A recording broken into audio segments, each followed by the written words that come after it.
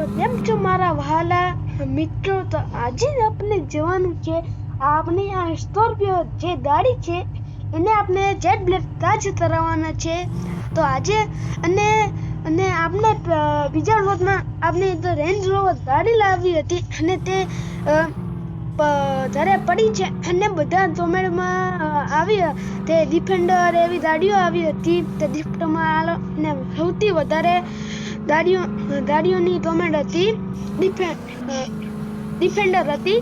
એટલે આપણે ડિફેન્ડર લાવવાની છે. તો એ સાર ભાઈના શોરૂમથી જ લાવશું. આપણે કાલના પરમ દિવસે આપની ડિફેન્ડર ગાડી આવશે એટલે તેનો વિડીયો તમને મળી જશે. જુઓ તો હાલ આપણે સાર ભાઈના ગેરેજે જઈએ અને ત્યાં આપણે ગાડીને જેટ બ્લેક તાજ કરાવી લઈએ. અને મારો દોસ્ત શિવમ તે હાલ મારી સાથે આવ્યો નથી. તે કોલેજ ગયો છે. તેનું રિઝલ્ટ આવવાનું હતું પરીક્ષાનું એટલે તે ગયો છે. તો હાલ આપણે જઈશું સારભાઈના ગેરેજ અને આપણે જેટ બ્લેક તાજ કરાવી લઈએ. તો આ છે સારભાઈનું ગેરેજ. આપણે તો ત્યાં પહોંચી ગયા છીએ અને હાલ આપણી ગાડી અંદર મેળશું અને આપણે રેસ્ટોરન્ટમાં જઈશું અને થોડો નાસ્તો કરી આવીએ. અને મૂન અને સાર ભાઈ જઈએ અને નાસ્તો લઈ આવીએ થોડું અને ગાડી અહીં મેળી દઈએ એટલે આપણી જેટ બ્લેક તાજ થઈ જાય.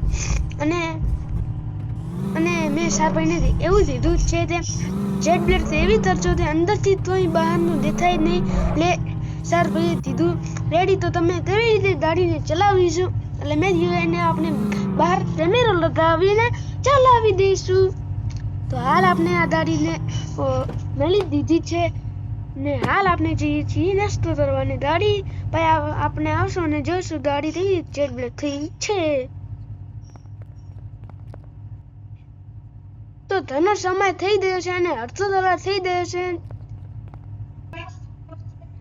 તો હાલ આપણે ઘણો સમય અડધો કલાક થઈ ગયો છે અને આપણે ગાડી પર આવી ગયા છીએ. તમે જોઈ શકો છો આપણી ગાડી તેવી થઈ છે.